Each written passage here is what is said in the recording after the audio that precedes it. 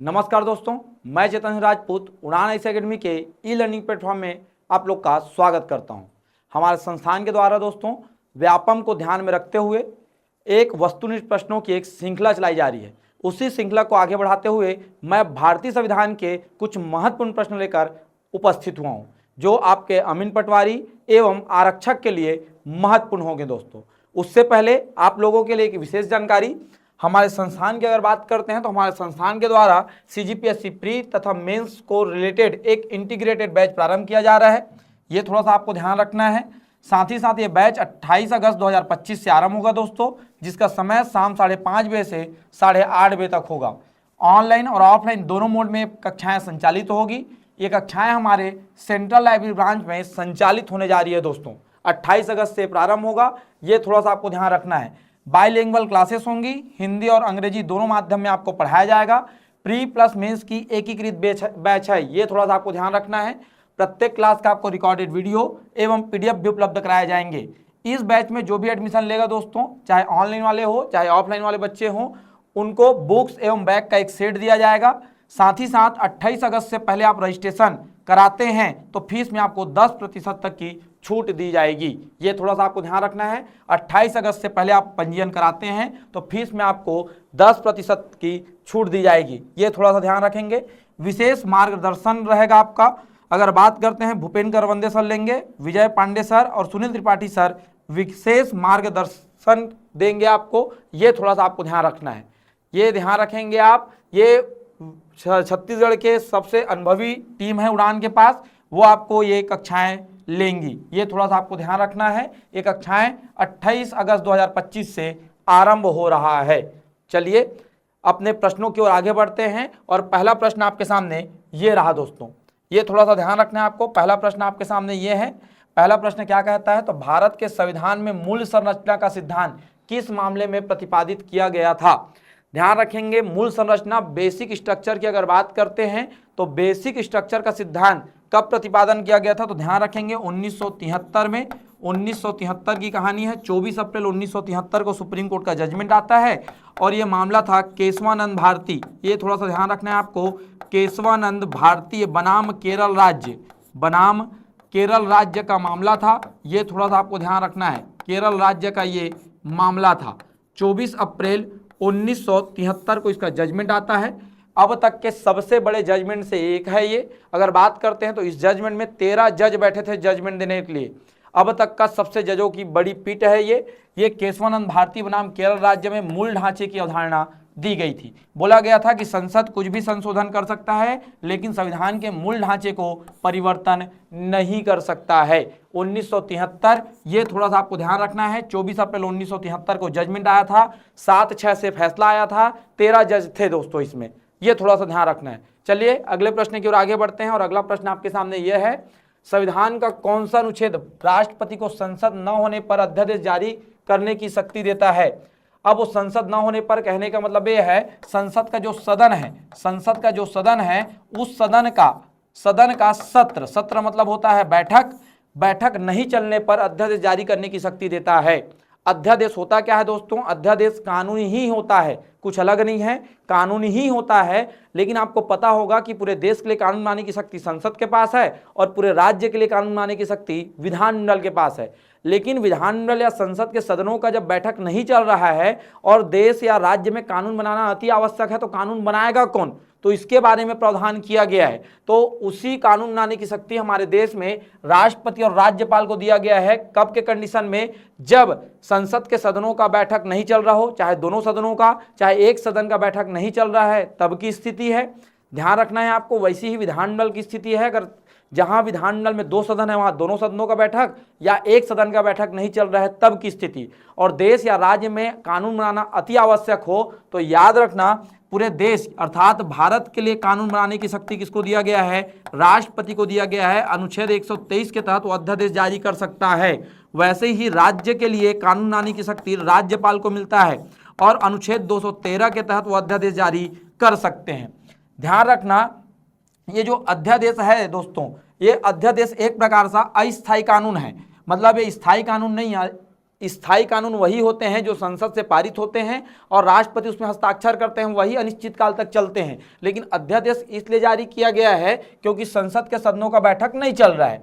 लेकिन आपको थोड़ा सा ध्यान ये भी रखना है कि अनुच्छेद 85 कहता क्या है।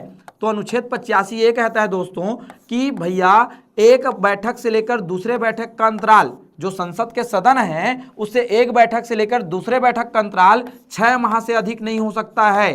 एक चीज आपको ध्यान रखना है, आपको संसद के जो सदनों का बैठक है वो बैठक के बीच का जो अंतर है वो ज्यादा से ज्यादा आप 6 महीना रख सकते हैं, उससे अधिक नहीं रख सकते। पहला तो आपको ये ध्यान रखना है दोस्तों। अब गौटिया क्या बात है, तो सिंपल सी बात याद रखना, ये अध्यादेश चाहे भारत के लिए राष्ट्रपति जारी करे, राज्य के राज्यपाल जारी करे, ये अध्यादेश कानून तो है लेकिन अस्थायी कानून है। तो कैसे अस्थायी कानून है, तो याद रखना है कानून तभी तक चलते रहेंगे जब तक संसद के सदनों का बैठक नहीं आ जाता है। तो सिंपल सी बात है, संसद के सदनों का बैठक तो आएगा ही आएगा। अब देखो सदन है राज्यसभा और लोकसभा, दोनों बैठक है दोस्तों आपके सामने। तो ये दोनों सदन है और दोनों कभी ना कभी बैठेंगे। कब तक बैठक को टाल सकते हो आप, ज्यादा से ज्यादा 6 माह तक टाल सकते हो, उससे ज्यादा तो टाल नहीं सकते हो। तो ध्यान रखना जिस दिन बैठक बैठेगा, मान लो राज्यसभा पहले बैठता है, मान लो 1 तारीख को राज्यसभा बैठता है, 2 तारीख को लोकसभा बैठता है, तो ये 2 तारीख से जो दूसरा बार बैठेगा, दूसरा सदन जब बैठेगा बैठक में, उस तिथि से उस अध्यादेश को 6 सप्ताह के भीतर पारित करना होगा सदनों से। कितने सप्ताह के भीतर, 6 सप्ताह के भीतर पारित करना होगा। अगर 6 सप्ताह के भीतर पारित कर दिया तो अध्यादेश अनिश्चित काल के लिए कानून बन जाएगा। अगर नहीं पारित किया तो 6 सप्ताह के बाद क्या हो जाएगा, स्वतः ही समाप्त हो जाएंगे। सदन के बैठक प्रारंभ होने के 6 सप्ताह के भीतर उसको पारित करना होगा। अब कहने का मतलब वो गणना 6 सप्ताह का कैसे होगा, तो जो दूसरे बार में बैठेगा सदन, जो दूसरा सदन जब बैठेगा उस तिथि से चालू होगा। तो इस आधार पर एक अध्यादेश का अधिकतम सीमा क्या हो सकता है, तो ध्यान रखना 6 माह और 6 सप्ताह हो सकता है। 6 माह व 6 सप्ताह हो सकता है, ये थोड़ा सा आपको ध्यान रखना है। एक अध्यादेश हमारे देश में या राज्य में कितने दिन चल सकता है, तो 6 माह और 6 सप्ताह चल सकता है गौटिया, इससे ज्यादा नहीं चल सकता। क्योंकि 6 माह तो ये बैठक को अंतराल ले सकते हैं आप, और 6 सप्ताह बैठक होने के बाद चल सकता है। उसके अगर आगे आपको करना है तो सिंपल सी बात है, वो आगे नहीं बढ़ सकता अध्यादेश। तो एक अध्यादेश का अधिकतम सीमा कितना हो सकता है, 6 माह और 6 सप्ताह। इस थोड़ा सा ये इंट्रोडक्शन आप ध्यान रखेंगे, संविधान से संबंधित है, अध्यादेश से संबंधित है, ये थोड़ा सा आपको ध्यान रखना है। साथ ही साथ अगर बात करते हैं तो इसका सही उत्तर क्या होगा, तो बताया गया है कि भैया इसमें प्रश्न ही पूछा गया है संविधान का कौन सा अनुच्छेद है जो राष्ट्रपति को अध्यादेश जारी करने की शक्ति देता है। तो कौन सा अनुच्छेद आपका, तो ये अनुच्छेद है आपका कौन सा दोस्तों, तो यह अनुच्छेद 123 है। इसका सही उत्तर होगा 123। अध्यादेश तभी जारी हो सकता है जब संसद के सदनों का बैठक नहीं चल रहा है, चाहे एक सदन चाहे दोनों सदन। ये थोड़ा सा ध्यान रखना। तो पूरे देश के लिए कानून कौन बनाता है, राष्ट्रपति, और पूरे राज्य के लिए कानून बनाने की शक्ति किसके पास है, राज्यपाल के पास। ये थोड़ा सा ध्यान रखेंगे आप। चलिए आगे बढ़ते हैं और अगला प्रश्न आपके सामने ये रहा है, राज्यपाल किसके द्वारा नियुक्त किया जाता है, मतलब राज्य के जो राज्यपाल हैं उसको नियुक्त कौन करता है, इसके बारे में पूछ रहा है दोस्तों। तो ध्यान रखना अनुच्छेद 155 ये कहता है, अनुच्छेद 155 जो भी राज्य के राज्यपाल हैं होंगे उसकी नियुक्ति कौन करेगा आपका, तो राष्ट्रपति करता है। ये थोड़ा सा आपको ध्यान रखना है। अनुच्छेद 155 की कहानी है दोस्तों, तो याद रखना उसकी नियुक्ति कौन करता है आपका, राष्ट्रपति करते हैं। जो भी राज्य के राज्यपाल बनते हैं उसकी नियुक्ति राष्ट्रपति के द्वारा की जाती है। ये थोड़ा सा आपको ध्यान रखना है, राष्ट्रपति नियुक्ति करते हैं। राज्य के राज्यपाल की नियुक्ति अगर बात करें तो राज्य के राज्यपाल की नियुक्ति कौन करता है आपका, राष्ट्रपति करते हैं। ये थोड़ा सा आपको ध्यान रखना है, ठीक है, ये थोड़ा सा ध्यान रखना है आपको। चलिए अगले प्रश्न की ओर आगे बढ़ते हैं और अगला प्रश्न आपके सामने ये रहा, संविधान में समान नागरिक संहिता किस अनुच्छेद में वर्णित है।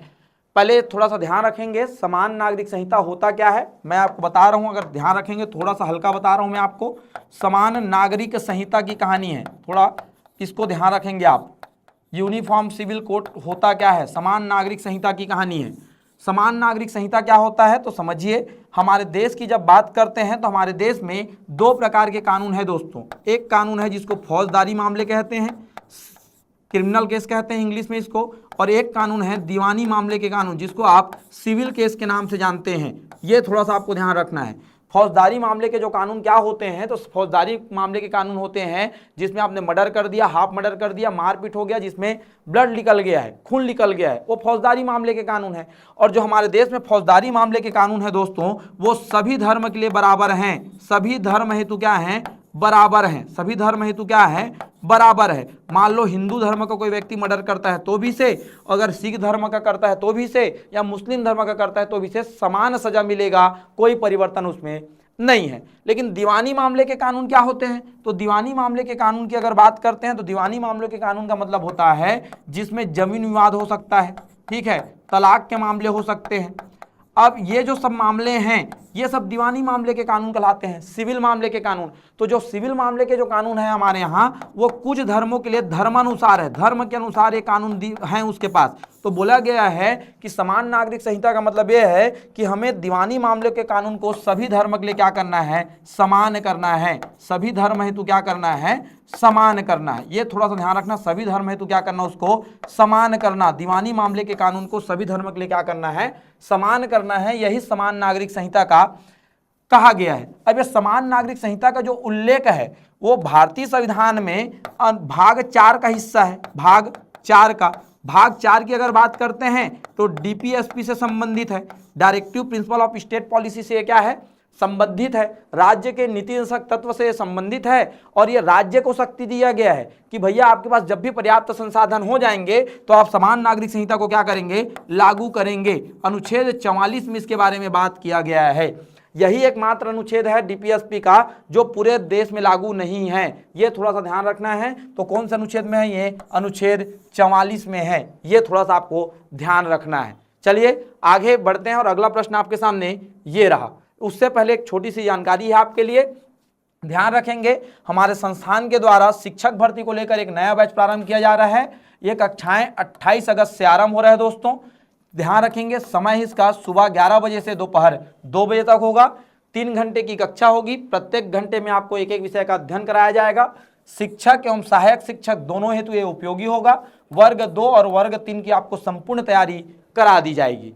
साथ ही साथ सीजीटेट और सीटेट हेतु ये उपयोगी होगा। ऑफलाइन के साथ साथ ये कक्षाएं आपको ऑनलाइन भी उपलब्ध कराया जा रहा है और प्रत्येक क्लास का आपको रिकॉर्डेड वीडियो एवं पीडीएफ भी दिए जाएंगे। ये थोड़ा सा आपको ध्यान रखना है। संपूर्ण पाठ्यक्रम का इसमें कवरेज होगा, प्रत्येक क्लास का आपको रिकॉर्डेड वीडियो तथा पीडीएफ देंगे।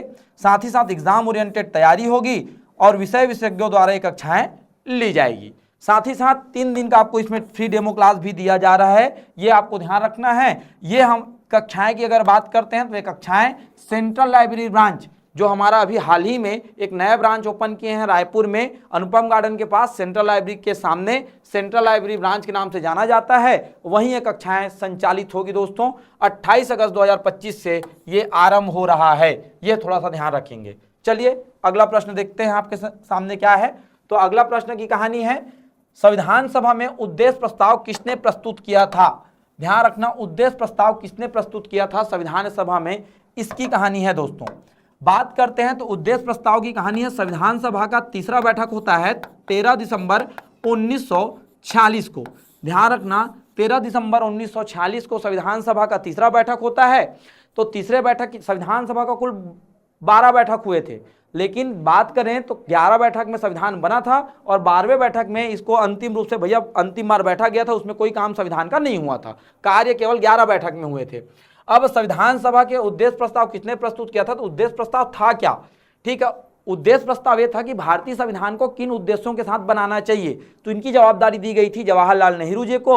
वही जवाहरलाल नेहरू जी ने 13 दिसंबर 1946 को उद्देश्य प्रस्ताव प्रस्तुत किया था और जिसमें सहमति कब मिलता है, 22 जनवरी 1947 को। 22 जनवरी 1947 को संविधान सभा पूर्ण रूप से सहमत होते हैं और कहते हैं कि भैया इन्हीं उद्देश्यों के साथ भारत के संविधान का निर्माण किया जाएगा। ये थोड़ा सा आपको ध्यान रखना, 13 दिसंबर 1946 को जवाहरलाल नेहरू जी के द्वारा क्या किया जाता है, उद्देश्य प्रस्ताव प्रस्तुत किया जाता है, ये थोड़ा सा आपको ध्यान रखना है। और संविधान सभा के अध्यक्ष कौन थे आपके, तो संविधान सभा के अध्यक्ष आपके कौन थे, राजेंद्र प्रसाद जी संविधान सभा के क्या चुने गए थे, अध्यक्ष चुने गए थे। इनकी ही अध्यक्षता में हमारे देश के संविधान का क्या हुआ है, निर्माण हुआ है। ये थोड़ा सा आपको ध्यान रखना है, उद्देश्य प्रस्ताव की कहानी है। बाद में यही उद्देश्य प्रस्ताव को भारत का संविधान के प्रस्तावना के रूप से जाना जाता है। हम भारत के लोग वाला जो कॉन्सेप्ट पढ़ते हैं आप, वो प्रस्तावना है, प्रियम्बल है, ध्यान रखेंगे, उसको आप याद करके जाना क्योंकि उससे प्रश्न बनते हैं, कभी भी उसे क्रम से प्रश्न बन सकते हैं, ये थोड़ा सा ध्यान रखेंगे आप। चलिए अगले प्रश्न की ओर आगे बढ़ते हैं और अगला प्रश्न आपके सामने ये रहा, मनी बिल को लेकर अंतिम निर्णय किसका होता है। मनी बिल मतलब धन विधेयक से संबंधित है आपका। धन विधेयक है कौन सा, नहीं है, इसके बारे में बात करते हैं। तो ध्यान रखना धन विधेयक की कहानी है, संसद के अगर 2 सदन है आपके सामने, संसद के आपके 2 सदन आपको देखने को मिलते हैं। एक सदन है जिसको कहा जाता है लोकसभा और दूसरा सदन है आपके सामने राज्यसभा। ध्यान रखना ये जो धन विधेयक है या मनी बिल की जब बात करते हैं वो केवल लोकसभा में ही प्रस्तुत होते हैं। ध्यान रखना धन विधेयक केवल लोकसभा में ही प्रस्तुत किया जाता है। ध्यान रखना और धन विधेयक को प्रस्तुत करने से पहले राष्ट्रपति की सिफारिश की आवश्यकता होती है। राष्ट्रपति की सिफारिश पर केवल कहाँ प्रस्तुत होते हैं ये, तो ये प्रस्तुत होते हैं केवल लोकसभा में। ये थोड़ा सा आपको ध्यान रखना है। अब कौन सा विधेयक धन विधेयक है कि नहीं, इसका निर्णय अगर बात करते हैं तो लोकसभा का जो अध्यक्ष होता है वो निर्णय लेता है जी। ये ध्यान रखना है गौटिया आपको, लोकसभा का जो अध्यक्ष होता है वो निर्णय लेता है। अनुच्छेद 110 के 3 में ये कहा गया है, अनुच्छेद 110 के 3 में कहा गया है कि मनी बिल को लेकर अंतिम निर्णय किसका होता है, तो लोकसभा का अध्यक्ष का होता है। ये थोड़ा सा आपको ध्यान रखना है। धन विधेयक की परिभाषा 110 में दी गई है, ये अनुच्छेद भी थोड़ा सा ध्यान रखेंगे आप। परिभाषा की बात करते हैं तो अनुच्छेद 110 में देखने को मिलता है, लेकिन धन विधेयक की प्रक्रिया कि कैसे वो पारित होगा तो प्रक्रिया अनुच्छेद 109 में दिया गया है। ध्यान रखना प्रस्तुत केवल कहाँ होगा, लोकसभा में। लोकसभा से पारित होने के बाद इसको राज्यसभा भेजा जाएगा। राज्यसभा धन विधेयक को अधिकतम 14 दिन रोक सकता है, उससे ज़्यादा कुछ नहीं कर सकता हो। संशोधन कर सकता है लेकिन मानने या ना मानने के लिए लोकसभा क्या है, स्वतंत्र है। ये थोड़ा सा आपको ध्यान रखना है। तो ध्यान रखना अंतिम निर्णय किसका होता है, लोकसभा के अध्यक्ष का अंतिम निर्णय होता है। राज्यसभा की शक्ति इसमें नगण्य होती है। किसमें, आपके मनी बिल या धन विधेयक के संबंधित में अंतिम निर्णय को लेता है लोकसभा का अध्यक्ष। और पूरी कार्यवाही में अगर बात करते हैं तो ज्यादा योगदान होता है किसका, लोकसभा का। केवल सहमति के लिए भेजा जाता है, सहमति दिया राज्यसभा तो ठीक, नहीं दिया तो भी ठीक, कोई दिक्कत नहीं होता है। चलिए अगला प्रश्न देखते हैं। अगले प्रश्न की कहानी है, भारत में मूल अधिकार न्यायालय में प्रवर्तनीय है, यह प्रावधान किस अनुच्छेद में है। न्यायालय में प्रवर्तनीय है कहने का मतलब यह है अगर किसी व्यक्ति का मूल अधिकार उसको नहीं मिलता है या मौलिक अधिकार का उसका हनन होता है तो आप न्यायालय जा सकते हैं, यह अधिकार आपको मिलता है। न्यायालय से उसको मांग सकते हैं आप, क्योंकि आपके मौलिक अधिकार को छीनने या नहीं मिलने पर आपको न्यायालय जाने का अधिकार मिलता है। अनुच्छेद 32 ये कहता है कि आप न्यायालय में, सुप्रीम कोर्ट में क्या कर सकते हैं, अपील कर सकते हैं। न्यायालय में अगर बात करते हैं तो अनुच्छेद 32 की कहानी है, सुप्रीम कोर्ट में आप आवेदन कर सकते हैं, आपका ये मूल अधिकार भी है। देखो अब अनुच्छेद 226 के तहत आप हाई कोर्ट भी जा सकते हैं। ये दोनों अनुच्छेद आपको दिख रहा है, दोनों अनुच्छेद दिख रहा है, लेकिन याद रखना इसका सही उत्तर एकदम अगर परफेक्ट बताया जाए तो अनुच्छेद 32 ही होगा, क्यों ये अपने आप में मूल अधिकार है। कभी ऐसे छांटने की बारी आई कि सर हम तो दोनों में जा सकते हैं न्यायालय, तो याद रखना अनुच्छेद 32 अपने आप में क्या है, फंडामेंटल राइट्स है। तो ये सही उत्तर, मतलब आपको 2 आंसर दिख रहा है लेकिन इसमें सही उत्तर क्या होगा, आपका अनुच्छेद 32 ही होगा, क्योंकि अपने आप में ये क्या है, मूल अधिकार है अनुच्छेद 32। तो ये थोड़ा सा ध्यान रखना। आप अनुच्छेद 226 के तहत हाई कोर्ट भी जा सकते हो, लेकिन हाई कोर्ट आपका मौलिक अधिकारों बचाने से मना कर सकता है, क्योंकि वो मौलिक अधिकार नहीं है अनुच्छेद 226। लेकिन अनुच्छेद 32 के तहत अगर सुप्रीम कोर्ट के पास जाओगे तो ध्यान रखना वो मना नहीं कर सकता, क्योंकि अनुच्छेद 32 अपने आप में क्या है, मौलिक अधिकार है। ये थोड़ा सा ध्यान रखना है आपको। चलिए अगले प्रश्न की ओर आगे बढ़ते हैं और अगला प्रश्न आपके सामने ये रहा, निम्न में से कौन सा संशोधन भारत के संविधान में सबसे लंबा संशोधन माना जाता है। अभी देखो वर्तमान की स्थिति में अगर बात करते हैं तो कल की स्थिति को छोड़ दे तो अभी तक, कल में तो हमारे यहाँ एक संविधान संशोधन विधेयक पेश किया गया है 130 नंबर का, अगर वो सफल रहता है तो 107 बार संशोधन हो जाएंगे संविधान में, लेकिन वर्तमान में 106 बार संशोधन हुआ है। उसमें सबसे बड़ा संशोधन जो है, वो सबसे बड़ा संशोधन की कहानी है वो 42वां संविधान संशोधन 1976 का है। ये थोड़ा सा ध्यान रखना है। 42वां संविधान संशोधन 1976 के संविधान संशोधन को सबसे बड़ा या इसी को मिनी संविधान के रूप में भी जाना जाता है, क्योंकि उसी संविधान संशोधन में बहुत बदलाव हुए थे हमारे संविधान में। ये थोड़ा सा आपको ध्यान रखना है। मिनी संविधान भी उसको कहा जाता है, किसको, 42वां संविधान संशोधन 1976 में जो हुआ है। चलिए अगला प्रश्न है, न्यायिक पुनरावलोकन जुडिशियल रिव्यू की शक्ति भारतीय संविधान को कहाँ से मिली है। तो ध्यान रखना अगर बात करते हैं तो अगर ध्यान रखना तो ये हमारे अमेरिका से हम प्रेरित होकर रखे हैं, अमेरिका से। न्यायिक पुनरावलोकन, न्यायिक पुनरावलोकन का मतलब ये होता है चाहे वो विधानमंडल का कानून है चाहे संसद का कानून हो, उसको न्यायालय चेक करने की जो शक्ति है, स्वतः ही चेक करने की शक्ति, उसको न्यायिक पुनरावलोकन जुडिशियल रिव्यू कहते हैं। ध्यान रखना अनुच्छेद 13 के अंतर्गत ये अंतर्निहित है, आपको ये मानना है। 32, 226, 227 के अंतर्गत भी ये निहित है, लेकिन आपको ये नहीं मानना है, केवल अनुच्छेद 13 के अंतर्गत क्या है, ये निहित है। न्यायिक पुनरावलोकन हाई कोर्ट या सुप्रीम कोर्ट दोनों कर सकते हैं कानूनों को। ये हमने कहाँ से प्रेरणा ली है इसका? अमेरिका से। ये थोड़ा सा ध्यान रखना है आपको, ठीक है। चलिए अगला प्रश्न देखते हैं, और अगला प्रश्न आपके सामने ये रहता है, भारतीय संविधान में लोक लेखा समिति पब्लिक अकाउंट कमेटी का अध्यक्ष कौन होता है? ध्यान रखने, पब्लिक अकाउंट कमेटी लोक लेखा समिति की बात करते हैं तो लोक लेखा समिति संसद की सबसे पुरानी समिति है। 1921 में पहली बार इसका गठन किया गया था। 22 सदस्य इसमें होते हैं, 15 लोकसभा से होते हैं, 7 राज्यसभा से होते हैं। लेकिन 7 जो राज्यसभा से होते हैं ये 1954 और 55 के समय आया, नहीं तो पहले 15 ही सदस्य होते थे।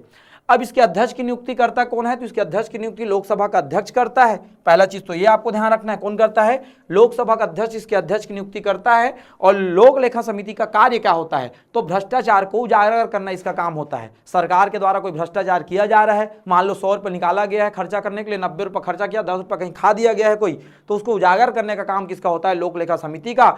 लोक लेखा समिति कैग दोनों एक दूसरे के मित्र कहलाते हैं, दोनों मिलकर अपना क्या करते हैं?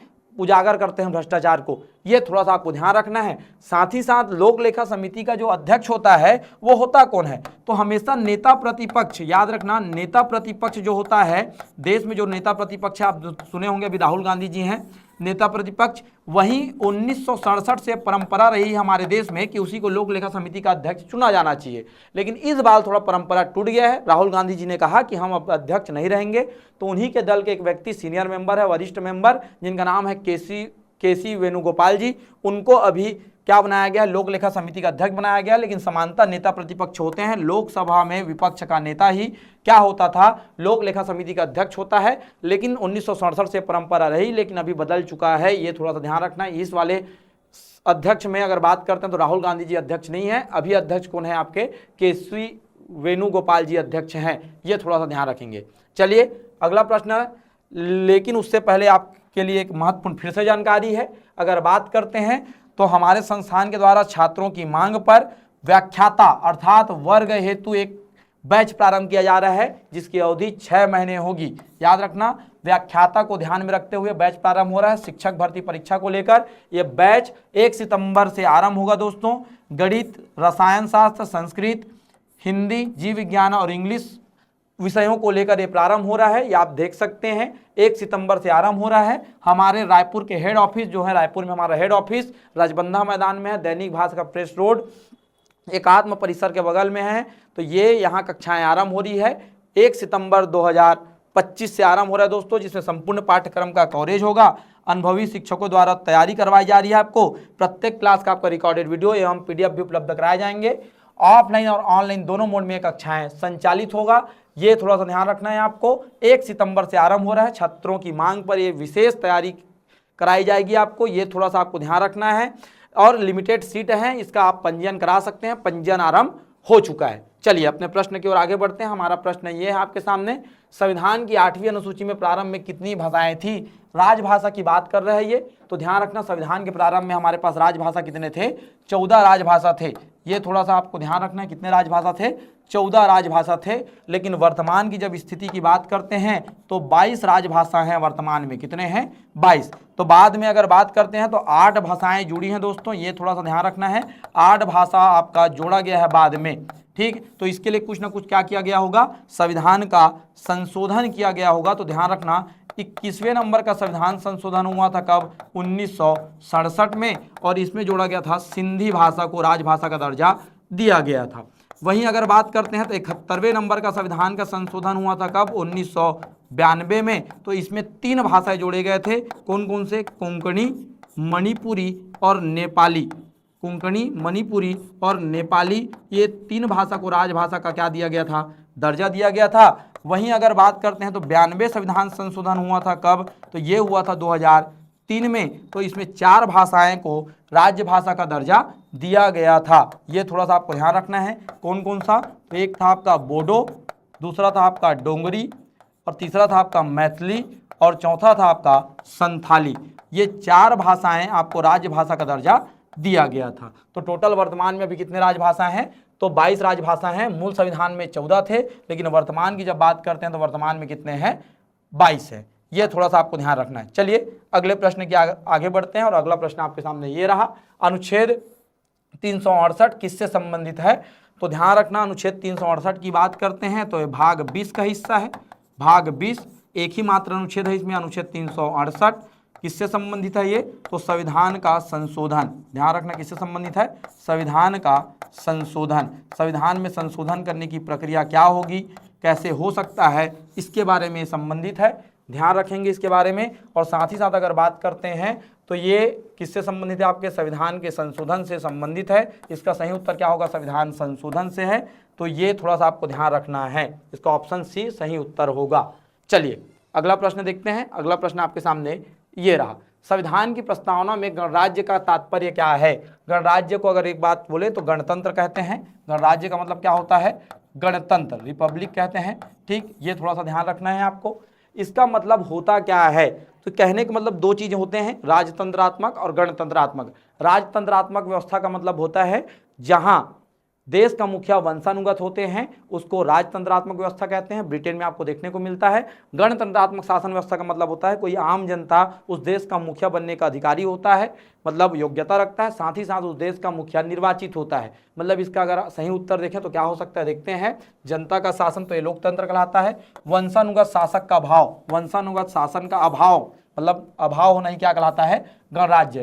क्योंकि वंशानुगत शासन का अभाव ही क्या कहलाता है? हमारे यहाँ गणतंत्र कहलाता है। अगर वंशानुगत होगा तो राजतंत्रात्मक कहलाएगा। जन कल्याणकारी राज्य ऐसा नहीं होता है, स्वतंत्र राज्य ऐसा नहीं होता। स्वतंत्र मतलब संप्रभु से ले सकते हैं, लेकिन गणराज्य का मतलब होता है वंशानुगत शासक का अभाव। चलिए अगला प्रश्न देखते हैं। थोड़ा कथन वाले प्रश्न है ये, थोड़ा देखिए क्या है। भारतीय संविधान को विश्व का सबसे लंबा लिखित संविधान कहा जाता है। बिल्कुल सही है। इसमें संघीय और एकात्म दोनों प्रकार की विशेषताएं सम्मिलित हैं। ठीक सही बोल रहे हैं, संघीय और एकात्म दोनों प्रकार की विशेषताएं इसमें क्या है? सम्मिलित हैं। अगर बात करते हैं तो कथन और कारण दोनों क्या है? इसके सही हैं और ये इसका सही व्याख्या भी कर रहा है, क्योंकि हमारे यहाँ लिखित संविधान है और इसमें केंद्र और राज्य की शक्तियों का बंटवारा भी है और एकात्म लक्षण भी है। जहाँ केंद्र और राज्य का बंटवारा हो वो कौन से लक्षण कहलाते हैं आपके? तो वो कहलाते हैं आपके संघात्मक लक्षण। और जहाँ केवल केंद्र की शक्ति दिखता है वो क्या कहलाता है?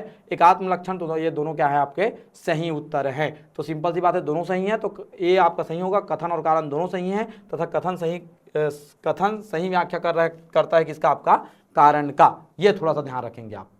चलिए अगले प्रश्न की ओर आगे बढ़ते हैं और अगला प्रश्न आपके सामने ये रहा। कथन और कारण वाले प्रश्न है। मैं कुछ प्रश्न इससे लिया हूं क्योंकि कभी कभी पूछ लेता है व्यापम में भी। तो पहला कथन है, भारतीय संविधान को अर्धसंघी कहा जाता है। हाँ, केसी विलहर ने ऐसा कहा है कि अर्धसंघीय है भारत, लेकिन हम बात करें तो हम संघी हैं। हम क्या हैं? संघ हैं। भले हमें अर्धसंघ कहा गया लेकिन व्यवहारिक तौर पर हम संघ नहीं, लेकिन हम संघ हैं। इसमें केवल संघीय ढांचे की विशेषता है, ये गलत है। हमारे यहाँ एकात्म लक्षण भी हैं, ये थोड़ा सा आपको ध्यान रखना है। तो भारतीय संविधान को अर्धसंघी कहा जाता है, तो कहा है केसी विलहर ने। तो पहला कथन तो आपका ये सही है, दूसरा कथन आपका क्या है? गलत है। तो कथन सही है और कारण क्या है आपका? गलत है। तो क्या कहता है? दोनों सही है और कारण सही व्याख्या नहीं करता, इसका उत्तर सही नहीं होगा। ये दोनों सही है पर कारण सही व्याख्या नहीं करता है, ये गलत है आपका। कथन सही है लेकिन कारण क्या है? गलत है। इसका सही उत्तर क्या होगा? सी होगा। ये थोड़ा सा आपको ध्यान रखना है। अगले प्रश्न की ओर आगे बढ़ते हैं। अगला प्रश्न कौन सा है आपका? ये है, भारतीय संविधान में मौलिक अधिकारों का प्रावधान अमेरिका से लिया गया है। बिल्कुल सही है, ये लिया गया है भैया। भारतीय संविधान निर्माताओं ने विभिन्न देशों के संविधानों से प्रेरणा ली है, ये भी सही है। अगर बात करते हैं तो भारतीय संविधान में मौलिक अधिकारों का जो प्रावधान है अमेरिका से लिया गया है और साथ ही साथ भारतीय संविधान के निर्माताओं ने विभिन्न देशों के संविधानों से प्रेरणा भी ली है। दोनों सही है हमारा, और ये इसका सही व्याख्या भी कर रहा है। दोनों सही है और साथ ही साथ इसका क्या कर रहा है? ये सही व्याख्या कर रहा है। ये थोड़ा सा आपको ध्यान रखना है। चलिए अगला प्रश्न देखते हैं और अगला प्रश्न आपके सामने ये रहा। तो अगला प्रश्न क्या है? संविधान की प्रस्तावना भारत को संप्रभु, समाजवादी, धर्मनिरपेक्ष एवं लोकतंत्रात्मक राज्य बनाने घोषित करता है। आप जब प्रस्तावना पढ़ेंगे, प्रियम्बल पढ़ेंगे तो इसमें लिखा है ये सब शब्द, संप्रभु लिखा है, समाजवादी लिखा है, धर्मनिरपेक्ष लिखा है एवं लोकतंत्रात्मक राज्य घोषित करता है। बिल्कुल सही है। ये पहला कथन आपका बिल्कुल सही है। दूसरे की अगर बात करते हैं तो ये शब्द संविधान की मूल प्रस्तावना में 1950 से मौजूद थे। ध्यान रखना ये जो शब्द हैं पूरे शब्द 1950 से मौजूद नहीं थे। बात करें तो ये समाजवादी या धर्मनिरपेक्ष, ये दोनों शब्द उस दिन नहीं थे जिस दिन पहली बार बोला गया। 13 दिसंबर 1946 को जब बोला गया तब भी नहीं था, ये बाद में जोड़े गए जब प्रस्तावना में संशोधन किया गया। कितने नंबर का? 42वां संविधान संशोधन 1976 में जब किया गया पहली बार प्रस्तावना में संशोधन, तो 3 नए शब्द जोड़े गए थे। एक जोड़ा गया था समाजवादी शब्द जोड़ा गया था। दूसरा अगर बात करते हैं तो दूसरा शब्द जोड़ते हैं आपके कौन से?